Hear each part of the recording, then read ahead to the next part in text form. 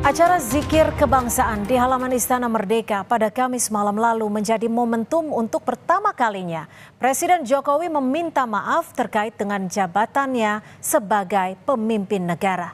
Permintaan maaf Presiden Jokowi atas kekurangan dalam pemerintahannya bisa diterima dengan kebesaran hati masyarakat.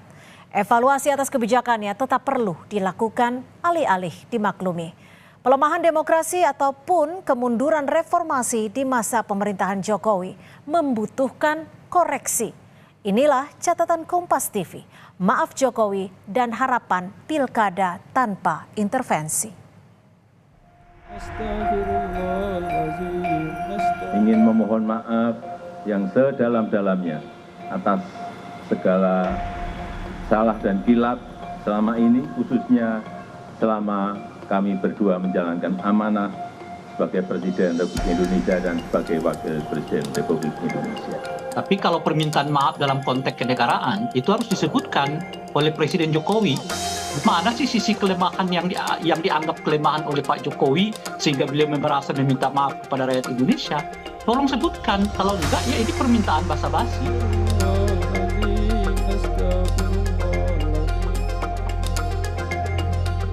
Presiden Jokowi tak kuasa meneteskan air mata saat sesi doa dan zikir yang dibacakan pengasuh salah satu pesantren Sulawesi Selatan, Muhyiddin Tahir.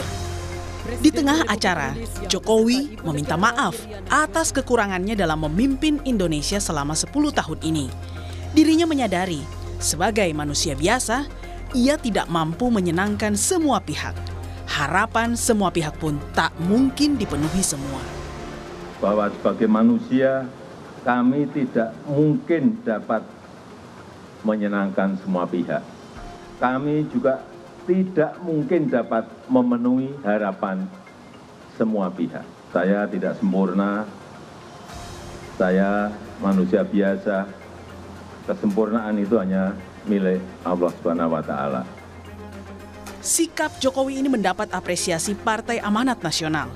Menurut PAN, meski mengakui banyak kekurangan dan kealpaan sebagai pemimpin, permintaan maaf Jokowi secara terbuka di hadapan 3.000 lebih peserta yang hadir adalah bentuk sikap seorang negarawan. Beliau mengakui bahwa sebagai seorang kepala negara, tetapi juga sebagai seorang manusia biasa, tentu bisa berbuat kesalahan. Ini adalah sebuah bentuk kenegarawanan beliau yang mengakui adanya kekeliruan, kekurangan, ataupun kesalahan. Berbeda dengan PAN, Partai Kebangkitan Bangsa menilai ada tempat untuk Presiden menyampaikan pertanggungjawaban selama menjabat. Meski PKB yakin masyarakat akan memaafkan, sebagai penerima mandat dari rakyat, Jokowi tetap harus mempertanggungjawabkan janji-janji politiknya. Bersama dengan PKB, partai tempat Jokowi bernaung PDI Perjuangan menilai permintaan maaf Jokowi sudah terlambat. Karena memang semuanya sudah cukup terlambat. Kemunduran demokrasi ini adalah sesuatu hal yang sangat buruk. Begitu juga maraknya korupsi. Tapi selaku presiden itu ada laporan dan pertanggungjawaban kepada masyarakat Indonesia terkait dengan janji-janjinya, terkait dengan kepercayaan yang sudah diembannya, terkait dengan mandat sudah sampai di mana. Termasuk janji menegakkan demokrasi juga masih tanda kutip ada yang masih belum merasakan kepuasan itu.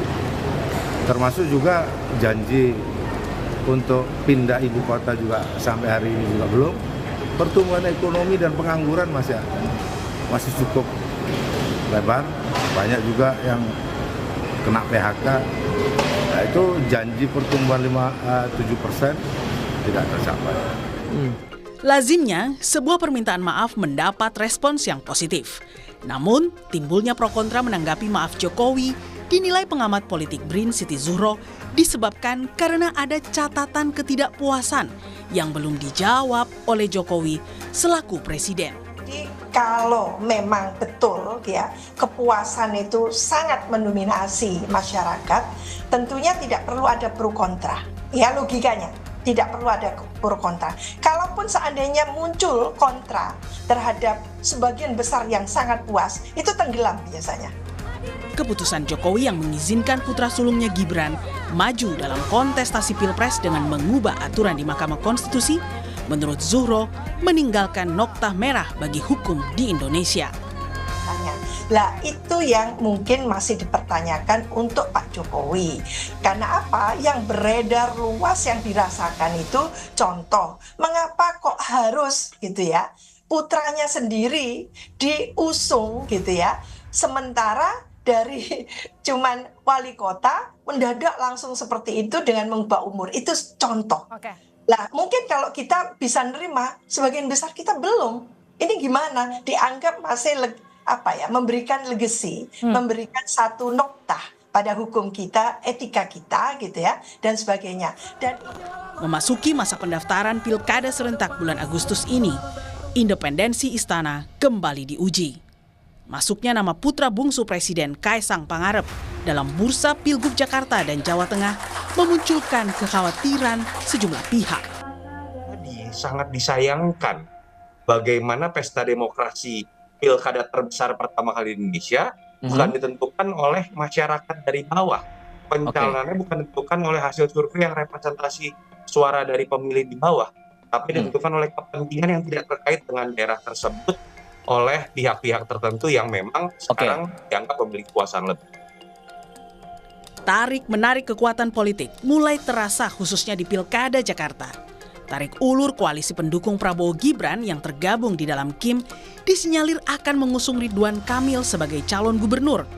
Besarnya dukungan penguasa di belakang RK inilah dinilai pengamat politik bisa mengubah hasil survei yang sejauh ini menempatkan Anies Baswedan di peringkat 1. Lihat peluang Anies di tantangan Mas Anies lebih kepada tiket atau tidak, karena di atas kertas dia masih unggul selisih paling tidak di atas dua digit ya dengan Ridwan Kamil. Secara real demokrasi di Indonesia itu bukan sekedar membaca partisipasi persepsi publik. Ada yang namanya mobilisasi yang seperti kita lihat di Pilpres itu bisa dengan mudahnya mengubah hasil suara, apalagi ketika ada calon tertentu yang akan di backup oleh kekuasaan, baik itu dari sisi finansial, baik itu dari sisi birokrasi, baik itu dari sisi aparat, yang semoga tidak terjadi lagi kontroversi dalam pilkada seperti apa kita lihat dalam Pilpres. Besarnya kekuatan pemerintah yang tergabung dalam satu koalisi hingga trauma di masa Pilpres membutuhkan komitmen dari Presiden dan jajarannya untuk menjamin pilkada bebas dari cawe-cawe penguasa. Karena tanpa itu, permintaan maaf Jokowi hanyalah basa-basi politik. Tapi kalau permintaan maaf dalam konteks kenegaraan itu harus disebutkan oleh Presiden Jokowi. Kita menyebut ini pemilu terburuk sepanjang era reformasi, baru nggak setuju. Kita menyebut revisi undang-undang KPK itu membuat KPK seperti yang sekarang, dia nggak akan setuju. Kita menyebut dinasti politik yang dilakukan oleh Pak Jokowi itu berbahaya bagi demokrasi, pasti baru juga nggak setuju. Nah, jadi hanya Pak Jokowi ini sekarang dan tentu saja mungkin panel Barus yang tahu mana sih sisi kelemahan yang dianggap kelemahan oleh Pak Jokowi sehingga beliau merasa meminta maaf kepada rakyat Indonesia. Tolong sebutkan, kalau enggak ya ini permintaan basa-basi. Tim Liputan Kompas TV.